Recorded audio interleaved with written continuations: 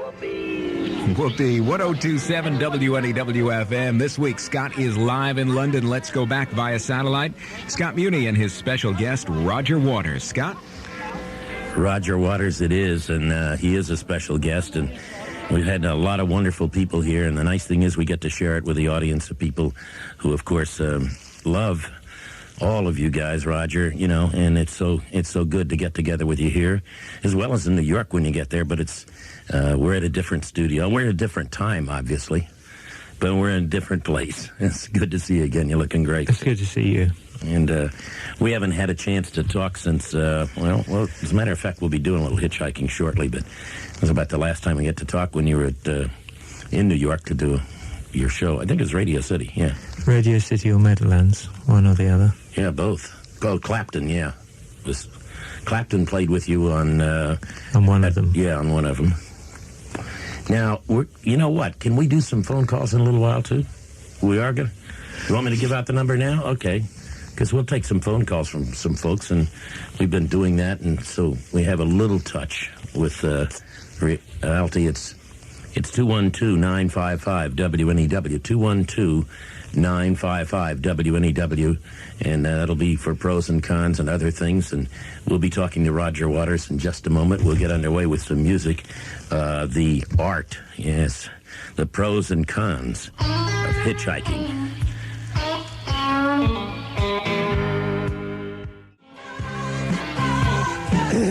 All right.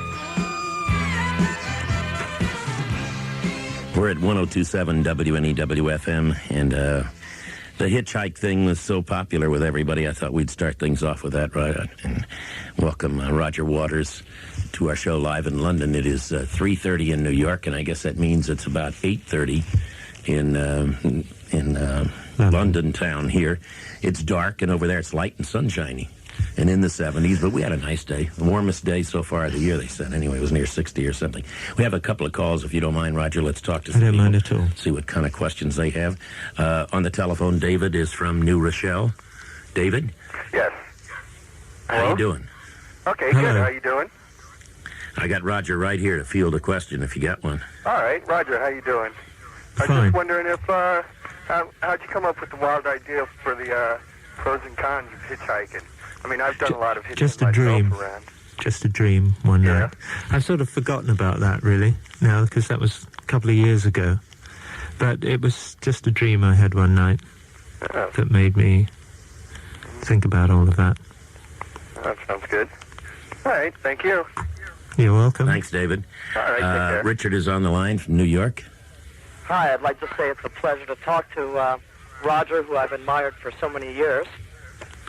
Well, thank you. And you too, Scott.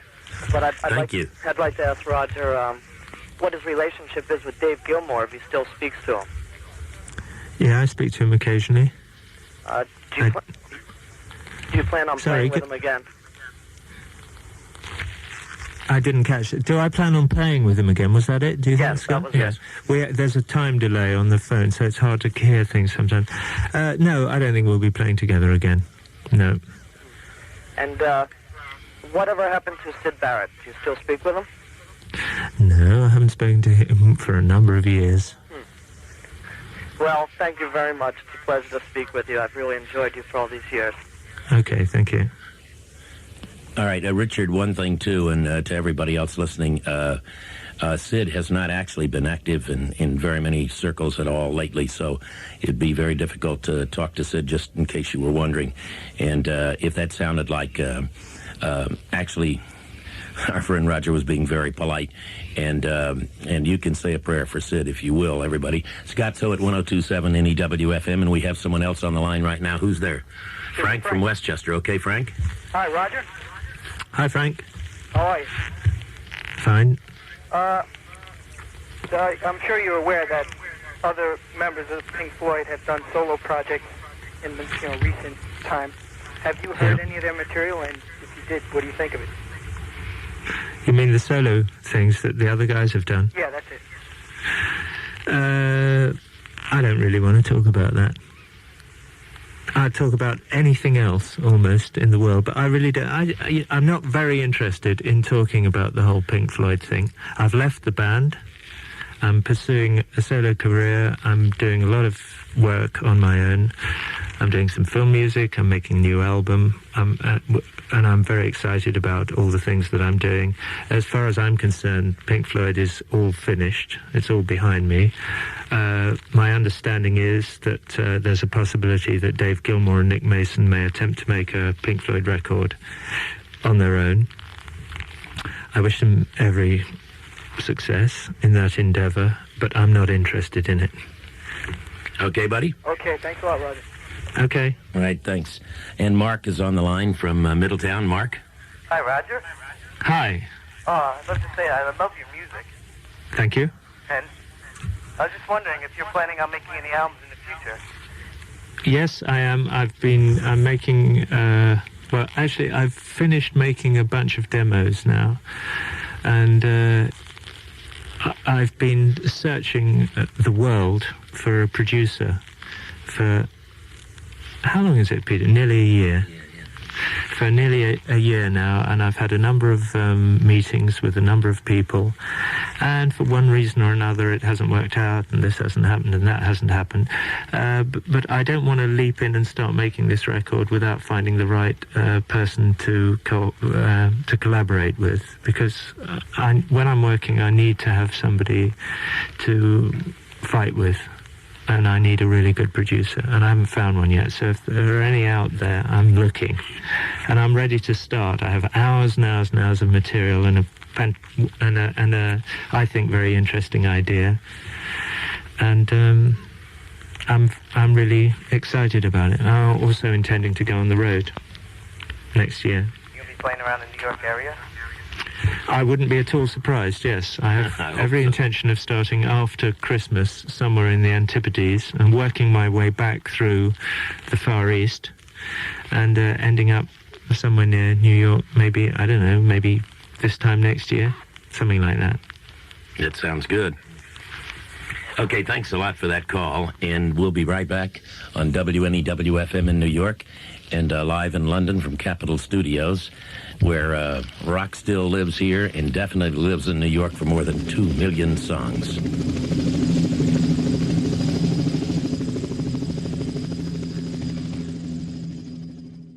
Thanks, Dennis, very much, and our special guest is Roger Waters.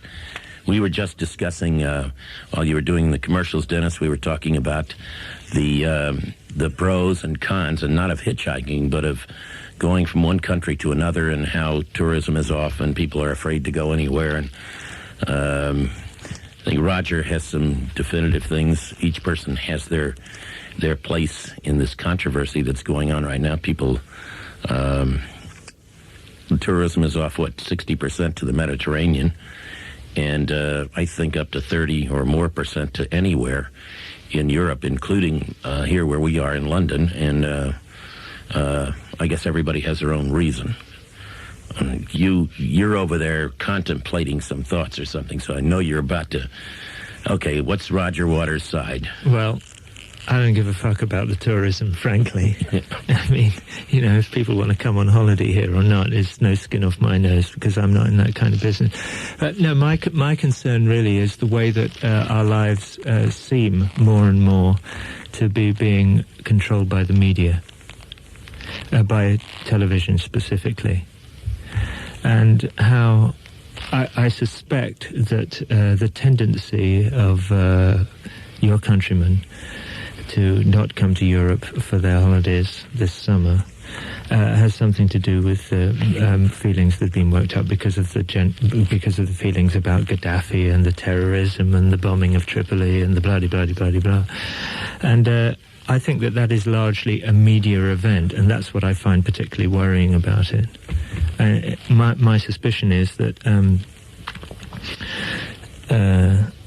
the reasons that Tripoli were bombed was because it was very good PR for your president. And I suspect that the reasons that Gaddafi took the stances that he took that led up to the bombing of Tripoli and Benghazi and the other targets that were hit in those raids were also about PR. So it seems to me that world events are more and more being guided by the responses of you and me and all the other simple souls in the world sitting around our TV sets and watching what's going on, and how that relates to the way we will or will not support our national leaders. Because believe you me, the result of the raid on Tripoli can only have tripled or quadrupled or quintupled the support for Gaddafi in his own country, in the same way that it was a great help to Ronald Reagan in his country. And my opinion is that it did neither of them or their people any good. Mm-hmm. And so the concern is that, I think that's it. That's the concern. So that the world becomes a sphere of entertainment, so that foreign policy becomes entertainment. I.e., you don't say, well, here's a potentially difficult international situation. Let's get all the cleverest people around and decide what is the best thing to do about it in order to produce the best result. You say, what is going to please the people? Okay, bombing Tripoli. Right, that's what we'll do then. And because of the media and being able to report what you do to the people very efficiently, that's what you do. Because it's quite clearly not the best thing to do, in my opinion. Roger Waters, you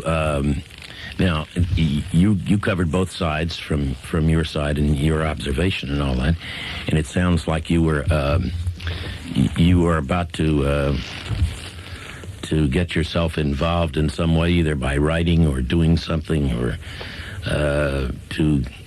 you've always written, and obviously not about the girl next door necessarily. No, most of the things that I've done in the last 15 years have been political in some way or other.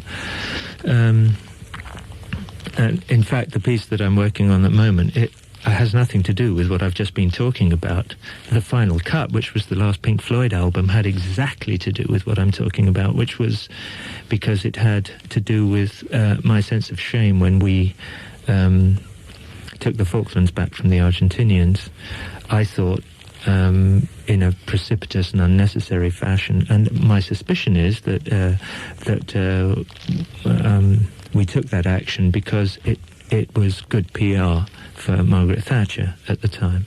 And as it turned out, it was. Her ratings in the popularity polls in England at the time were extremely low, and after the Falklands action they rose by 40%. And your new project? Well, is going to be. I know you're desperately trying to get me off of it. No.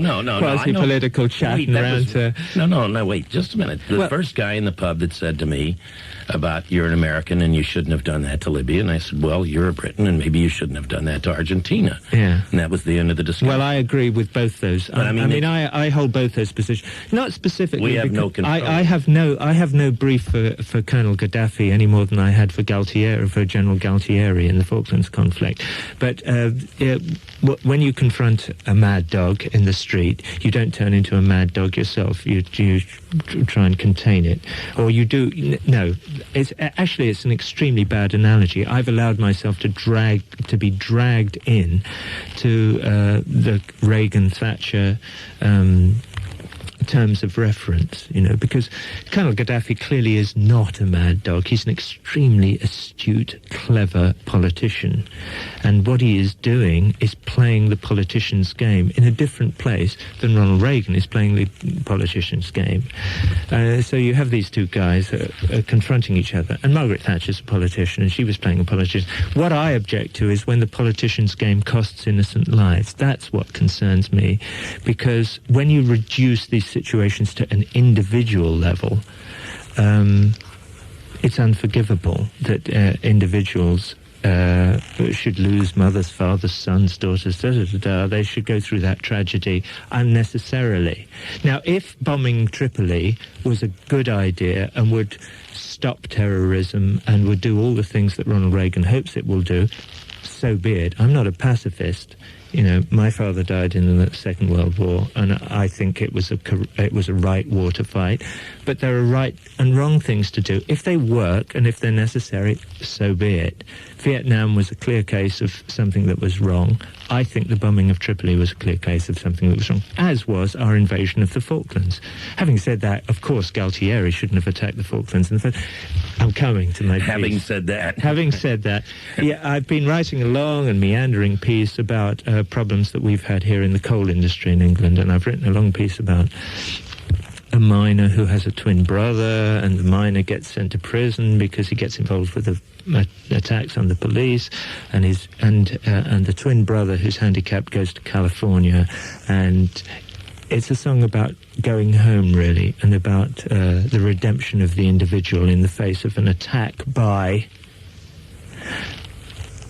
the powers that be, specifically in the case of the piece that I've been writing, telecommunications, and the problems that we all, I think, face with television specifically, because it is such a powerful medium, and the medium is so powerful that it will be easy for us to fall into a situation where foreign policy becomes a matter of entertainment rather than a matter of carefully considered moves and discussions with other countries and other peoples who hold different views.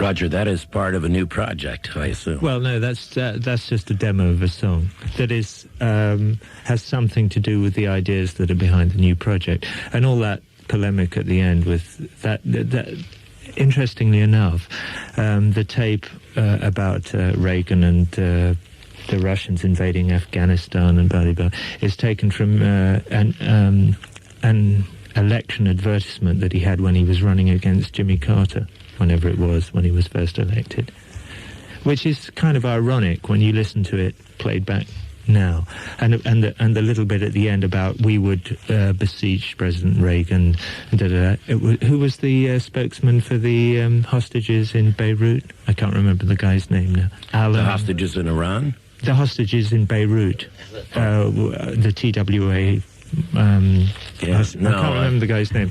No, Alan somebody or other, anyway. The polls showed that Mr. Carter lost to Mr. Reagan because of what happened in Iran, and because the people were held there for a year, and the one attempt to free them was aborted. Yeah. And that was the end of that. And that may speak for the American public, and I guess it does, because I think the people wanted those people out of there, and for some reason it just negotiations didn't work, because I don't think you negotiate with people who are angry, and they were angry. Well, that's much too simplistic a view to take of it all. You have to understand that the Crusades have been going on for nearly 1,000 years. Well, all wars are about some form of religion, and they have a different religion. That's absolutely right. What is dangerous for us is to take a short-term view of these episodes, and also what is extremely dangerous, as I said before, is to respond to religious and or ideological confrontations with a view to the entertainment value that we can derive from their exposure on national television, and the possibility that they will help or hinder us in elections in our democracies. What we should do more and more is to try and look to the cleverest and people that we have available to us to sort out the correct solution. Well, to those these aren't problems. Politicians, though, so we can't do that.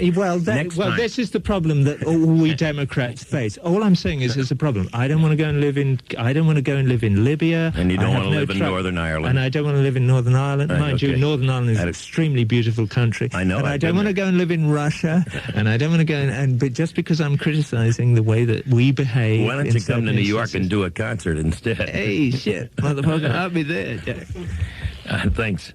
Hey, Roger, you don't have to get that carried away, okay? Really. I'm extremely calm. And no, you're not. You're not calm at all. Let me speak to some more New Yorkers. Well, come over to New York and do it. You're cutting me off. Well, I've run over time. We've gone about 15 minutes over time, so that's all right. We have some people standing by, and we do have less than an hour left. But come back to New York, and we'll carry on a second version. Okay? I will. I thank you. I think your sound there. I hope you put that together as a project because I think it would be very worthwhile. Well, thank you very much. And don't do more. I mean, don't do just one, but carry it on. Do it as a story. Okay? It's going to be a story, there's no question. All right, that was just a demo that you heard earlier. That's just a demo of one of my songs. But it will be produced, and it will be coming out as an album, in album form, as part of Roger Waters' new album. I'm going to make the station break in time at WNEW-FM in New York. We're going to have a few messages, and we'll be right back. We have Tears for Fears standing by in the wings right now. We're live in London. Scott Muni on WNEW-FM, New York.